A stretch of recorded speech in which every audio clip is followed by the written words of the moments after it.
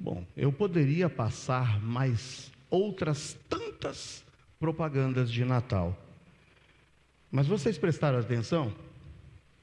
O que faltou nessas 3 propagandas de Natal? Faltou o verdadeiro sentido que se resume em uma pessoa. Quem é o centro do Natal, irmãos? Jesus.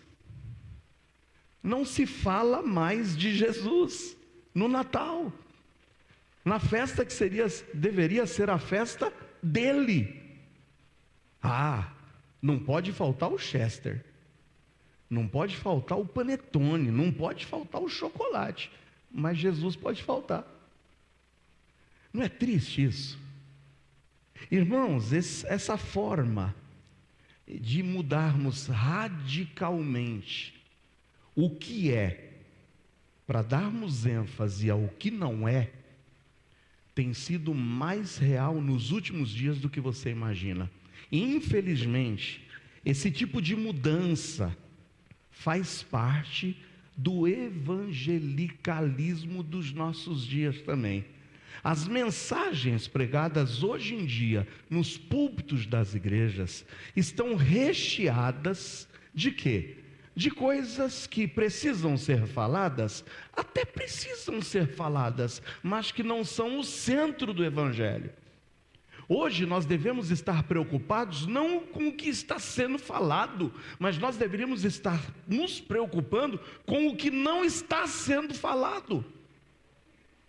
É triste, irmãos, vermos como hoje nos púlpitos das nossas igrejas, nos discursos populistas, se ouve muito falar de amor, de perdão, de liberdade, de respeito, de minorias. Sim, são legítimos esses temas, mas está se afastando dos púlpitos palavras e quesitos que não se ouve mais ser pregado nos púlpitos das nossas igrejas, como por exemplo, pecado, arrependimento, cruz, juízo e inferno. E só fazendo aqui agora um parêntese, tem um Corsa branco, que eu não sei se é daqui, placa 9963, que avisaram que está com o vidro aberto, tá bom? Isso, cuida lá. Saiu correndo, né? Então, irmãos, muitas das palavras que devem ser tratadas, ok, precisam ser tratadas, sim, mas não são as mais essenciais do evangelho. E como eu disse, estamos vendo afastado dos nossos púlpitos as palavras que precisam ser ouvidas e confrontadas. Então, irmãos, o grande problema hoje não é o que se diz, mas o que não se diz, ou seja, o que se está deixando de dizer. Como que a gente pode comemorar o Natal sem Jesus? Se Jesus é o centro do Natal, se a razão de ser e existir do Natal é Jesus, como é que se deixa Jesus de lado? Como é que se dá ênfase hoje e se diz o que não é o mais importante e se deixa de falar e dizer o que realmente tem valor e é importante? Hoje nós veremos um pouquinho mais acerca de Jesus. Nós estamos olhando para Isaías no capítulo 9, no versículo 6. E mais uma vez eu te convido a abrir sua Bíblia em Isaías 9, 6.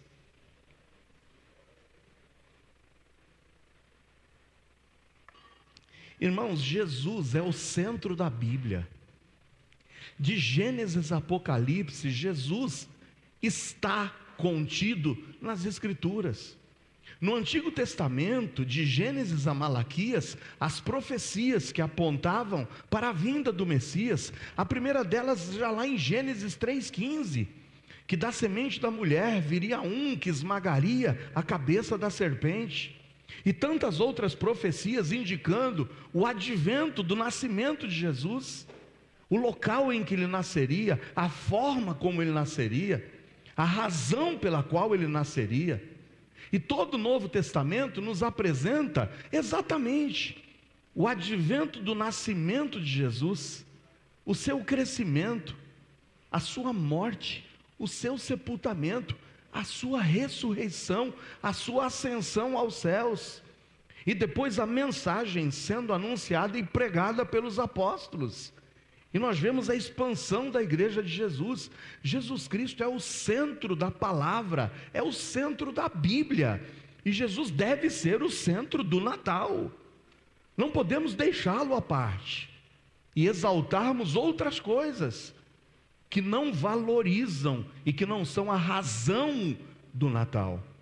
Por isso, mais uma vez, olharemos para essa profecia de Isaías, Isaías 9:6, o que nos diz: porque um menino nos nasceu, um filho se nos deu, e o principado estará sobre os seus ombros, e se chamará o seu nome Maravilhoso, Conselheiro, Deus Forte, Pai da Eternidade, Príncipe da Paz. Nós já vimos que Jesus Cristo é o maravilhoso conselheiro, e sem sombra de dúvidas, não há conselho melhor do que o conselho que vem de Jesus. Então, se você precisa de bons conselhos, recorra a essa palavra, recorra a Jesus. No domingo passado já observamos que Jesus também seria chamado de Deus Forte, e de fato Ele tem poder sobre todas as coisas. Se precisas de um Deus poderoso, recorra a Jesus, porque de fato Ele o é. Mas hoje olharemos para o terceiro nome, a terceira identificação de Jesus Cristo feita por Isaías. Não somente Ele seria o maravilhoso conselheiro, o Deus forte, mas também Ele é identificado por Isaías como sendo o Pai da eternidade. Pai da eternidade. O termo Pai, ele tem alguns significados. É claro que o mais direto é aquele que teve filho ou criou filhos. Então, por pai, nós entendemos ser aquele que tem filhos, que teve filhos, ou que cuida de filhos, e que propriamente não gerou um filho dele mesmo, mas que assume um filho, adota um filho, cria um filho. Por pai também vemos que há um sinônimo, genitor ou progenitor. Mas também há uma outra conotação e um significado da palavra pai. É aquele que é responsável pela criação de algo, é o criador de algo.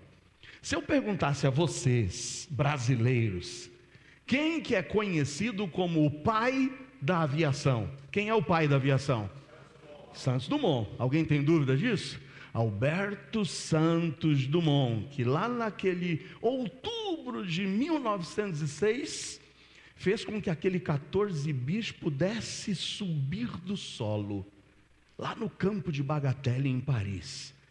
E Alberto Santos Dumont, para nós brasileiros, não temos dúvidas, é o pai da aviação. E por pai, entenda, o criador da aviação. Só que se você perguntar para os americanos, você vai ter briga com eles. Porque os americanos vão dizer que não, o pai da aviação são os irmãos Wright, 3 anos antes. Eles sim são os responsáveis. Mas eu fico com o nosso brasileiro, com o mineirinho Alberto Santos Dumont. Vocês estão comigo ou não? Ele é o pai da aviação. Então, por pai, a gente entende o criador, o inventor, aquele que deu origem. E por eternidade, se a gente pega o símbolo e o significado de eternidade, é a qualidade daquilo que é eterno, é a duração sem princípio e sem fim, é alusivo à vida eterna, a uma vida futura. Ao identificar Jesus como o Pai da eternidade, Isaías está exaltando mais um atributo divino de Jesus.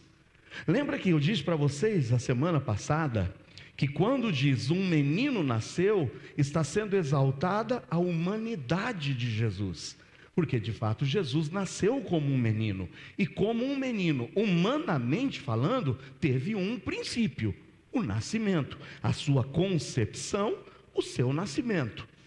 Mas quando Isaías agora está identificando Jesus como o Pai da eternidade, ele está exaltando um atributo divino de Jesus, está exaltando a eternidade de Jesus, a sua pré-existência, antes de que todas as coisas que você possa imaginar viessem à existência. Jesus é antes de tudo, Jesus é antes de todos.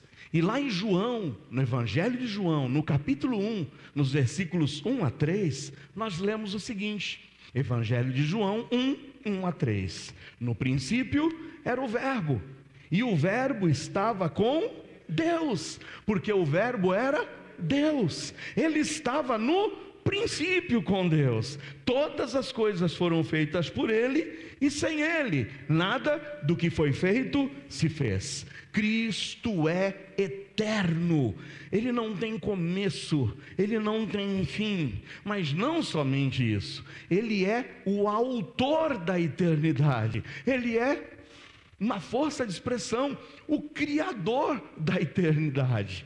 Ele é antes de todas as coisas. Se existe o conceito de eternidade, o conceito de eternidade ainda vem antes da existência do conceito de eternidade, porque em Jesus nós temos o Pai da eternidade, o Criador do conceito do que é eterno, do que é duradouro, do que não tem princípio e daquilo que não tem fim.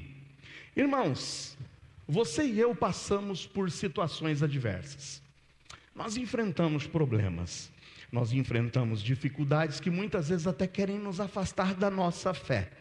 Mas eu queria que você hoje soubesse e tivesse consciência que os teus problemas, por maiores que sejam, têm uma duração, não são eternos.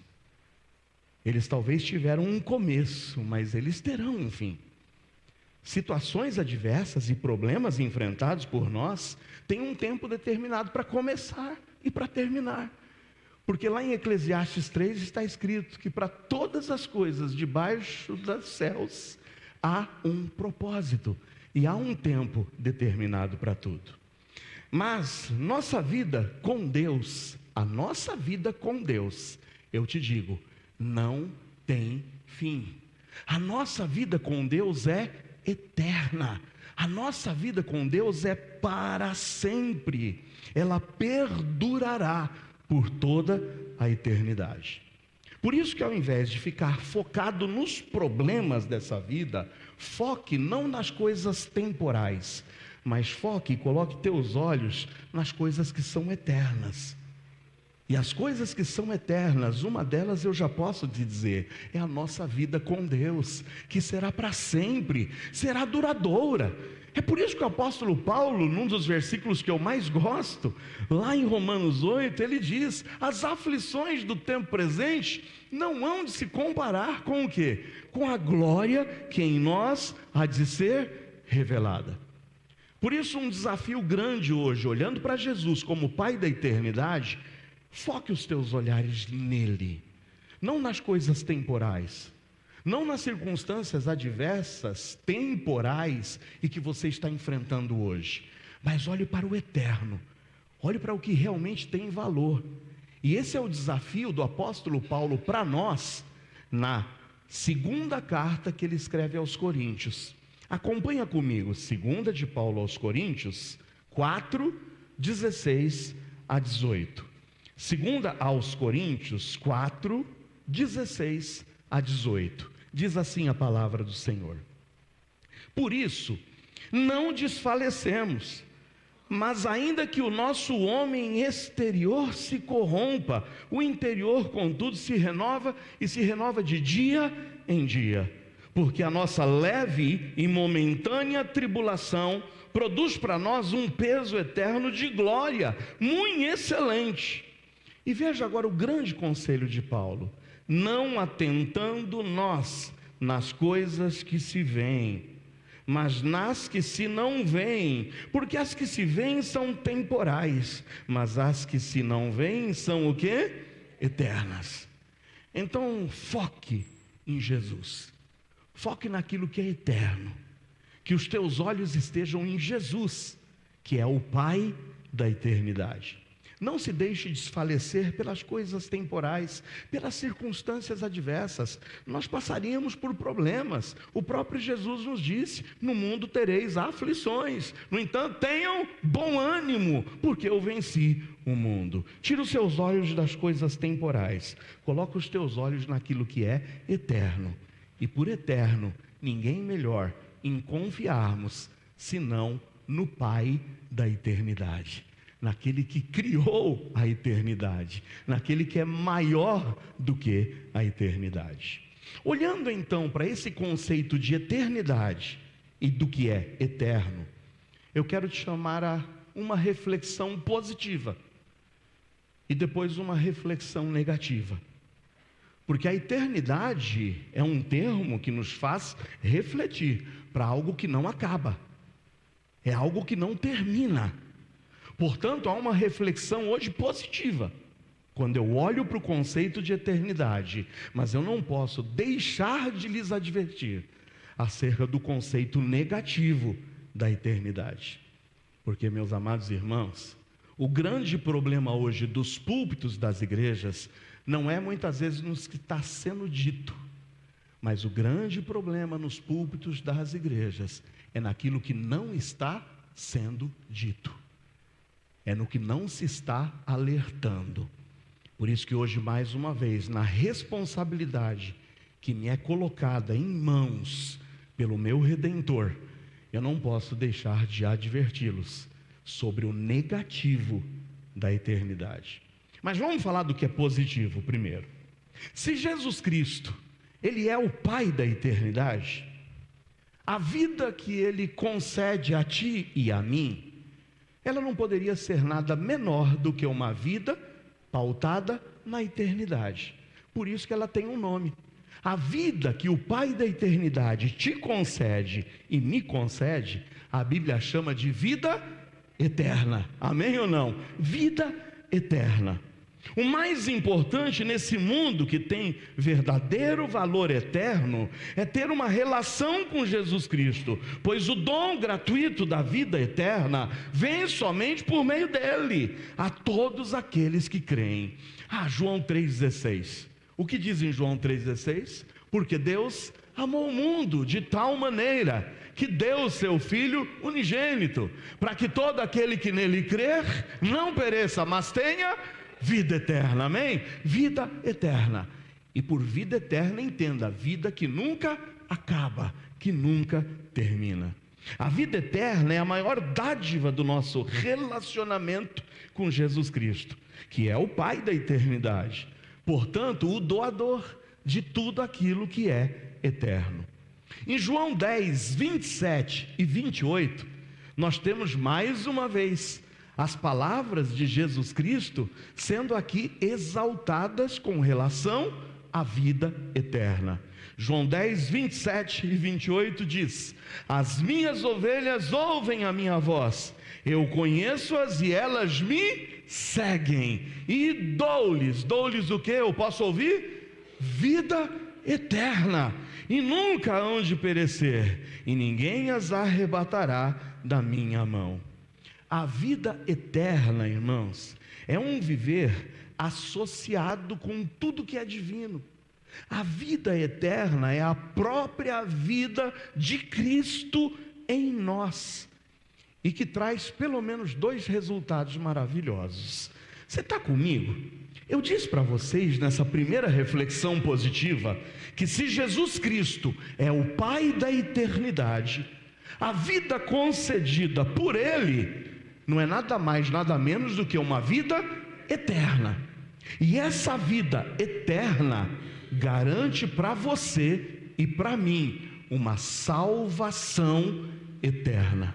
A vida eterna garante uma salvação eterna, amém? Salvação que não se perde, salvação que não escorrega das tuas mãos, salvação que depois quando você procura e fala: ih, meu bolso estava furado, perdi.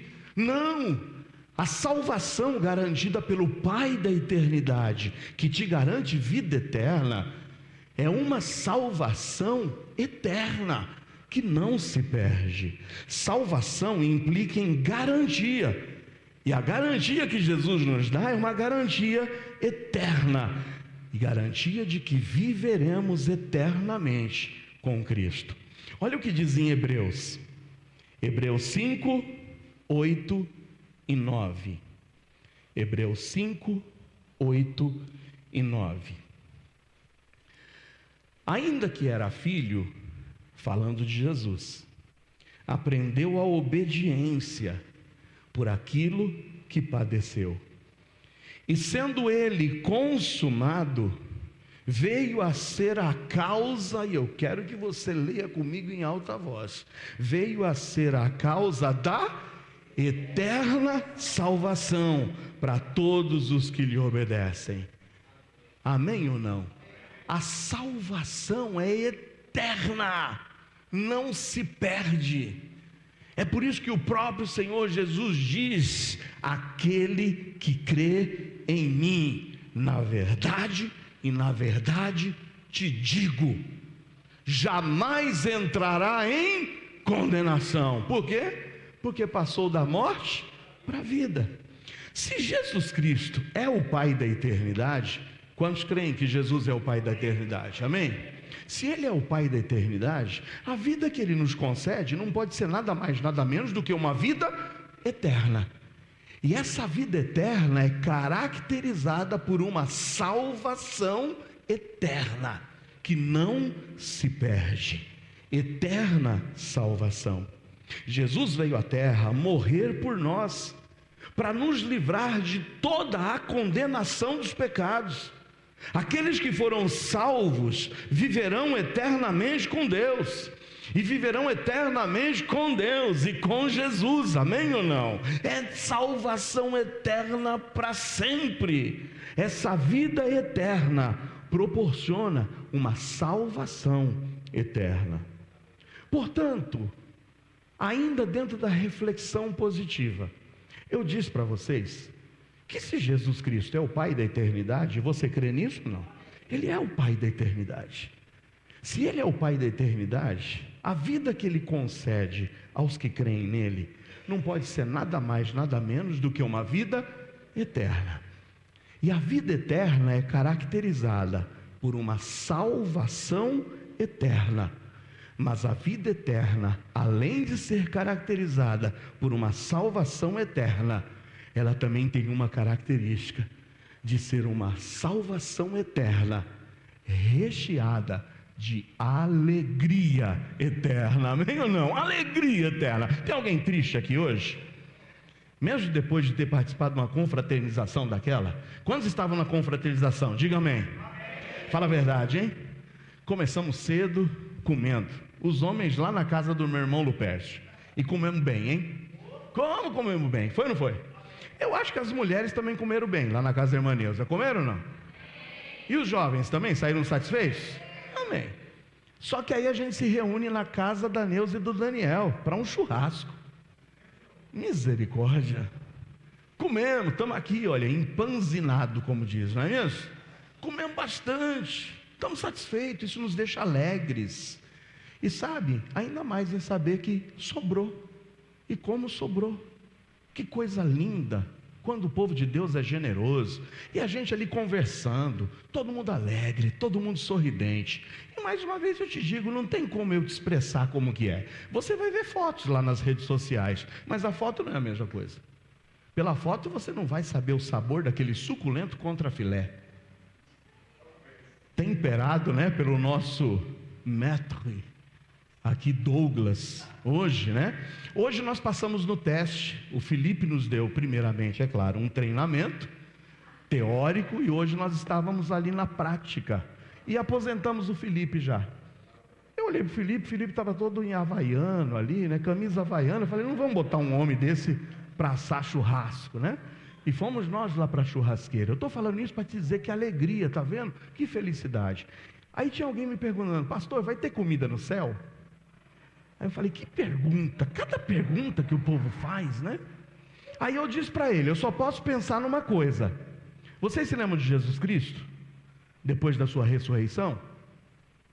Ele caminha, com 2 discípulos no caminho de Emaús, que estavam ali tristes. Aí Jesus vai bater um rango com eles. Vocês se lembram disso ou não? Vai comer um pãozinho com um peixinho.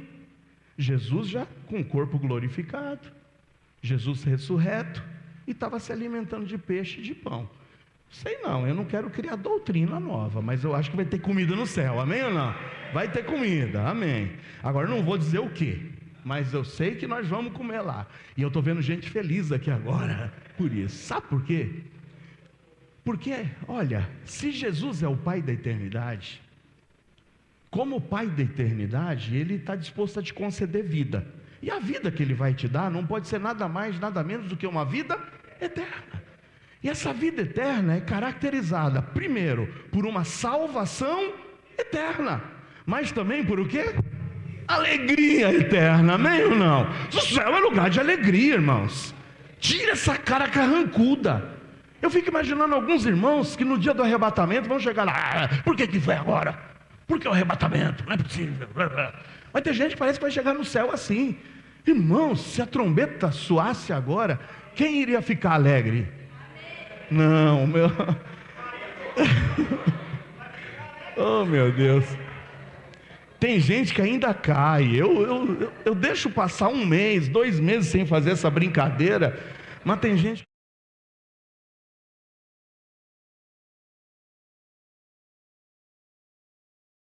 Nova Jerusalém, que de Deus descia do céu, preparada como uma esposa adornada para o seu marido. E ouvi uma grande voz do céu que dizia: eis aqui o tabernáculo de Deus, está com os homens, pois com eles habitará, e eles serão o seu povo, e o mesmo Deus estará com eles, e será o seu Deus. Só por isso eu já me arrepio de alegria. Mas veja o que nos diz o versículo 4: e Deus limpará de seus olhos toda a lágrima. Por quê? Porque não haverá mais morte, nem pranto, nem clamor, nem dor, porque já as primeiras coisas são passadas. Amém ou não, irmãos? Alegria, alegria perene, alegria eterna. Então eu concluo a minha reflexão positiva. Podia falar de tantas outras coisas mais, mas quero ver se você está comigo. Eu disse para vocês que positivamente, pensando em Jesus como o Pai da eternidade, se de fato Ele é o Pai da eternidade, a vida que Ele concede é uma vida nada mais, nada menos do que uma vida eterna. E essa vida eterna é caracterizada por uma salvação eterna, por uma segurança eterna, mas também por uma alegria eterna. Não mais pranto, não mais dor, não mais ranger de dentes, mas uma alegria perene e eterna. Irmãos, eu estava pensando hoje, eu estou olhando para o Renato. Renato, sabe que essa época natalina me faz lembrar o seu pai?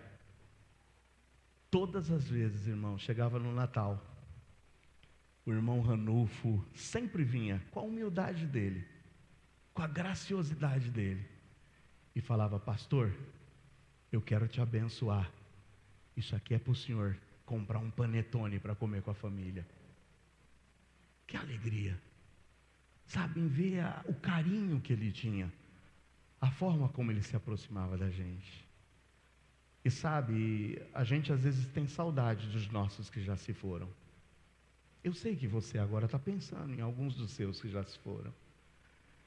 Mas sabe, se você de fato acredita que Jesus é o Pai da eternidade, a vida que o Pai da eternidade lhe garante é uma vida eterna. E essa vida eterna, meu amado, é caracterizada por uma salvação, por uma segurança eterna, mas muito mais por uma alegria eterna. Não vai mais ter choro, não vai mais ter morte, não vai ter mais separação.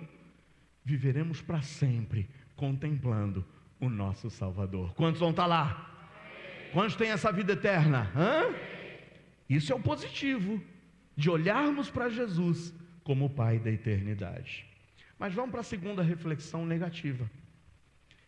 E essa é a reflexão com que nós vamos nos encaminhar para o término dessa mensagem, desse culto. Se Jesus Cristo é o Pai da eternidade, o destino daquele que não crer nele também é eterno.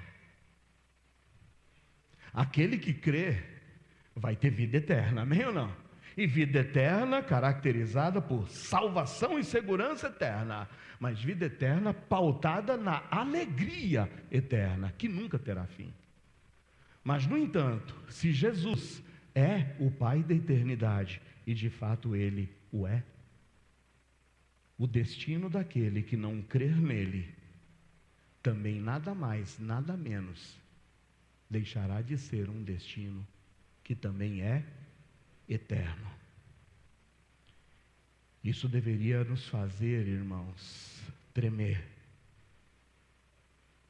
Porque se há uma vida eterna, pautada por uma salvação e alegria eterna, há um destino de igual modo eterno, mas onde não há segurança nem salvação, e nem tampouco alegria eternas.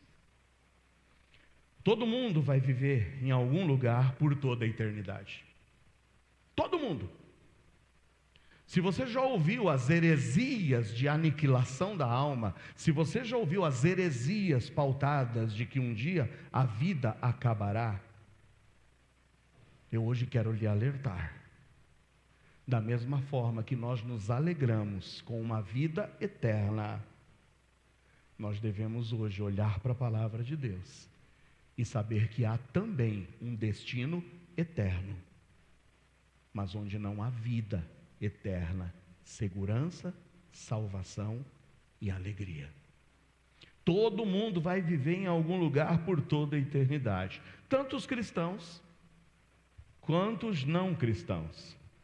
E o único destino eterno, diferente de estar eternamente com Cristo, é aquele que proporciona um castigo eterno aos que o rejeitam. Rejeitar a vida eterna é a garantia de condenação eterna. Se a vida eterna que Jesus nos oferece nos garante salvação eterna e alegria eterna, rejeitar a vida eterna do Pai da eternidade consiste em ter a garantia da condenação eterna.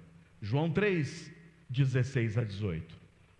João 3, 16 a 18. O 16 é lindo, não é? Vamos 16 comigo? Porque Deus amou o mundo de tal maneira que deu o seu Filho unigênito, para que todo aquele que nele crê não pereça, mas tenha a vida eterna. Quantos aqui já creram nessa vida? Amém? Garantia para ti é salvação eterna, alegria eterna, tudo isso pautado por uma vida eterna. Mas o texto continua no 17, porque Deus enviou o seu Filho ao mundo, não para que condenasse o mundo, mas para que o mundo fosse salvo por ele. O propósito de Deus, ao enviar o seu Filho, o menino nasceu para que pudesse se constituir no Salvador, e não no condenador. Ele não veio para condenar, ele veio para salvar. Mas, no entanto, o versículo 18 diz, qual é, aqui, sabe, a referência, qual é a condição imposta para que você possa ter a vida eterna. Quem crê nele não é condenado. Tem crente aqui ou não? Tem crente. Quem crê nele não é condenado. Mas quem não crê já está condenado, porquanto não crê no nome do unigênito Filho de Deus. Eu quero te dizer que se você crê que Jesus é o Pai da eternidade, como o Pai da eternidade, Ele quer lhe conceder vida eterna. E essa vida eterna é caracterizada por uma salvação e por uma alegria eterna. No entanto, porém, todavia, contudo, mas, se Jesus Cristo é o Pai da eternidade, o destino daquele que rejeita a vida eterna também será eterno.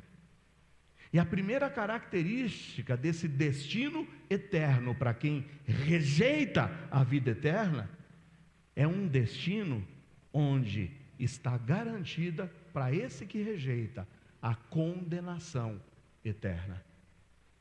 Não é uma condenação por um tempo. Não é que vai pagar alguns anos numa prisão. É uma condenação perpétua, eterna. Quem não crê já está condenado. E em segundo e último lugar, a rejeição da vida eterna garante não somente a condenação eterna, mas o oposto da vida eterna. Se, irmãos, a garantia da vida eterna é a salvação e a segurança eterna e a alegria eterna, a garantia dos que rejeitam a vida eterna nada mais é do que a condenação eterna. Mas qual é o oposto da alegria? Tristeza. E essa tristeza vai durar quanto tempo? Eternamente. O oposto é válido. A tristeza também será eterna. Olha a advertência no Evangelho de João, no capítulo 13. João 13, 49 e 50. Eu sei que você talvez já foi procurado por alguns que vêm falando mansamente no nome de Jesus, mas que vão te falar que é uma heresia falar do inferno eterno. Que Deus é tão bom que jamais Ele iria encaminhar alguém para um inferno eterno. Existem hoje pessoas que se apresentam como cristãos e que vão bater na tua porta, mas que vão negar a eternidade do inferno. E essa mensagem está sendo afastada dos púlpitos das igrejas, da mesma forma que Jesus está sendo afastado do Natal. Hoje o grande problema não é o que está sendo dito nos púlpitos, mas o grande problema está naquilo que não está sendo dito. Hoje só se fala nos púlpitos de amor, de liberdade, de justiça, assim, de defesa de minorias. E pouco se fala hoje de juízo, de condenação, de inferno. E essa mensagem não pode ser afastada dos púlpitos, porque da mesma forma que você se alegra com a vida eterna, você se alegra com a vida eterna ou não? Eu me alegro.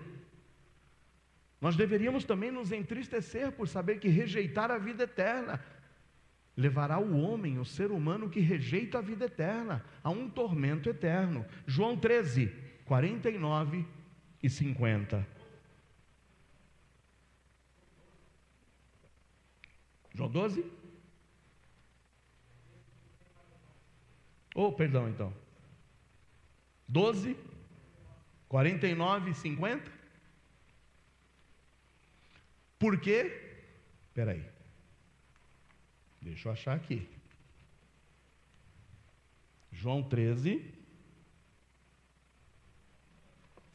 Não é claro que não é o 49 e o 50, né?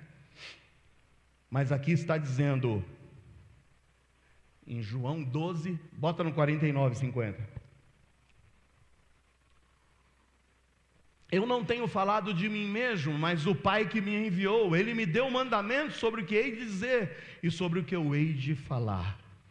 E o 50 diz, e sei que o seu mandamento é o quê?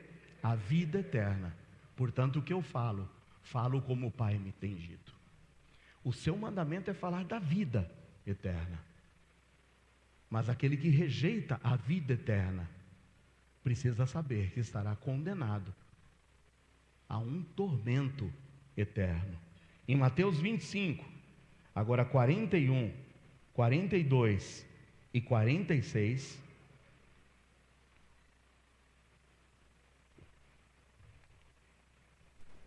Mateus 25, 41, 42 e 46. Palavras de Jesus. Então dirá também aos que estiverem à sua esquerda. Não quero falar nada sobre isso, tá?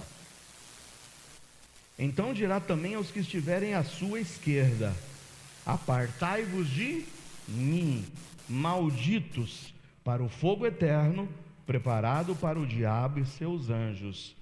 Porque tive fome e não me destes de comer, tive sede e não me destes de beber. E o 46 conclui dizendo: irão estes para onde, irmãos? Para onde? Tormento temporário, tormento que vai durar um tempinho, tormento eterno. Mas os justos, para o quê? A vida eterna. Da mesma forma que a vida eterna é o destino para os que creem, o tormento eterno é o destino para aqueles que rejeitam. Irmãos, e eu concluo com o último texto. Apocalipse 21, 7 e 8. Apocalipse 21, 7 e 8. Quem vencer herdará todas as coisas, e eu serei seu Deus, e ele será meu filho. Mas quanto aos covardes, sabe, às vezes a gente deixa de tomar uma decisão por covardia. O que vão dizer? Como que meus amigos irão reagir? Como que a minha família vai se comportar? Como que vai acontecer com o meu relacionamento? Se a minha namorada ou meu namorado descobrir que eu sou um crente, não, eu vou continuar encobrindo isso. Covarde. Se eu assumir, eu posso perder o meu trabalho. Se eu assumir, eu posso perder o meu círculo de amizades. Covarde. A Bíblia está dizendo: quanto aos covardes, quanto aos incrédulos. Quem é o incrédulo? Senão aquele que não crê. Aos abomináveis. Quem são os abomináveis? Senão aqueles que têm cometido hoje, à luz do dia, os mais abomináveis pecados. Aos homicidas, aos fornicadores. Entenda-se por fornicadores os que estão aí pecando sexualmente, relações extraconjugais, relações fora do casamento, relações sexuais com pessoas do mesmo sexo. Tudo isso que não agrada ao Senhor. Pornografia. Quanto aos fornicadores, aos feiticeiros, aqueles que estão aí rejeitando a palavra e buscando nas suas magias, nos seus prognósticos, nos seus trabalhos, nos seus patuás. Aos idólatras, e eu falei sobre isso, Salmo 115. São aqueles que ao invés de adorarem ao Deus forte, estão adorando a ídolos, deuses fracos. E a todos os mentirosos, hipócritas, aqueles que dizem que são o que não são, e que através das suas próprias atitudes negam o seu discurso. A sua parte será no lago que arde com fogo e enxofre, e que é chamado de segunda morte. Irmão, se Jesus Cristo é o Pai da eternidade, quantos creem que Ele é o Pai da eternidade? Amém? O destino daquele que não crer nele também será eterno. E será eterno no sentido de que rejeitou a vida eterna e trará para si condenação eterna. Mas trará para si também tristeza eterna. Por isso eu concluo a mensagem dessa noite com uma reflexão positiva e com uma reflexão negativa. Eu não sei onde é que você se encaixa. Eu não te conheço. Não conheço. Mas o Senhor conhece. Eu não sei como está o teu coração. Mas hoje eu lhes disse no início dessa mensagem que hoje em dia o abandono do que é pelo que não é um retrato do evangelicalismo dos nossos dias. O grande problema muitas vezes não é o que se diz, mas o que não se diz, ou seja, o que se está deixando de dizer. Por isso, hoje mais do que nunca, o Pai da eternidade exorta a você que me ouve acerca da vida eterna, mas também acerca da condenação eterna. De que lado você está? Não tem meio termo. Ou você está do lado da vida, ou você está do lado da alegria, da segurança, ou você está do lado da condenação e da tristeza. 2 de Pedro 3:9 é a última advertência da palavra de Deus hoje. O Senhor não retarda a sua promessa, ainda que alguns a tenham por tardia, mas é longânimo para conosco, não querendo que alguns se percam, senão que todos venham a arrepender-se. Eis aqui agora o dia do arrependimento. Eis aqui agora o dia da salvação. Meu querido, minha querida, se você ainda não aceitou a Jesus como Senhor e Salvador da sua vida, não perca tempo. Jesus está voltando. Jesus está voltando. Ou você é da vida, ou você é da salvação, ou você é da alegria, ou você é da morte, da tristeza e da condenação eterna. Não queira ficar em um lugar de chamas longe de Deus. Há um caminho, e um único caminho, que pode te levar a um céu lindo, perfeito, a um local de alegria e de gozo eterno. E esse único caminho é Jesus. O menino nascerá, e o menino nasceu. O seu nome será Maravilhoso Conselheiro, Deus Forte, mas também Pai da Eternidade.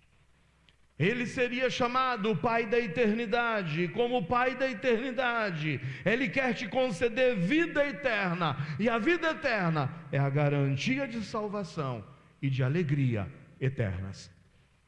Mas esse mesmo Pai da Eternidade também promete e garante aos que o rejeitarem a condenação eterna e a tristeza eterna. A quem você vai confiar a tua eternidade? Confia a Jesus. Fecha seus olhos. Curva aí tua cabeça. Eu não sei, meu amado, qual é a situação da tua vida. Eu não sei de que lado você está. Eu não sei se você está do lado da vida ou da morte. Eu não sei se você está do lado do que crê ou do que rejeita.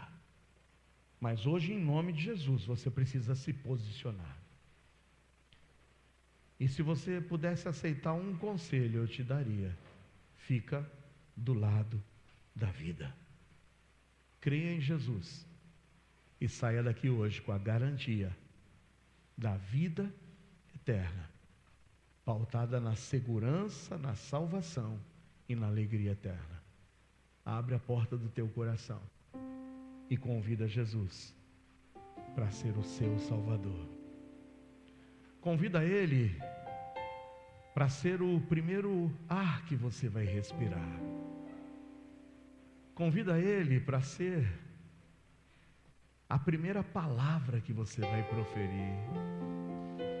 Convida Ele para ser o teu universo. Convida Ele para ser o seu Senhor. Convida Ele para ser o seu Salvador. Alguém hoje que, consciente da sua situação, gostaria hoje de dizer: pastor, ora por mim. Eu quero entregar a minha vida a Jesus. Eu quero hoje ter a vida eterna como presente do Pai da eternidade. Chegou o meu dia, chegou a minha hora. Eu abro o meu coração. Há alguém nessa condição? Há alguém hoje aqui que ainda não entregou a sua vida a Jesus? E que chegou o dia, hoje é o seu dia. Pastor, ora por mim. Levanta a tua mão, eu queria orar por você. Amém. Hoje pode ser o dia da sua salvação, o dia de você de fato ganhar a vida eterna. Há mais alguém? Pai, eu entrego em tuas mãos o teu povo aqui. A que essa palavra, que ao mesmo tempo nos traz alegria, possa também nos trazer o peso da tristeza dos nossos entes queridos que estão indo sem crer na vida eterna. A que nós nos sintamos desafiados a levar o teu amor e a tua palavra. Mas para isso precisamos viver o teu evangelho, vivermos a tua vida, ter o Senhor como nosso respirar, ter o Senhor como nosso viver, ter o Senhor como de fato o Senhor de nossas vidas. Pai, eu peço que o Senhor hoje também, a esta que levantou a sua mão, possa hoje dar essa segurança, a segurança da vida eterna que só há em Jesus. Pai, eu entrego esse tempo e esse louvor em tuas mãos. Age poderosamente, nos reavivando a alegria, mas também nos fazendo conscientes da tristeza, da condenação para aqueles que não creem em Jesus. Esse tempo é teu, em nome de Jesus. Amém. Amém. Vamos ficar em pé, vamos louvar o Senhor.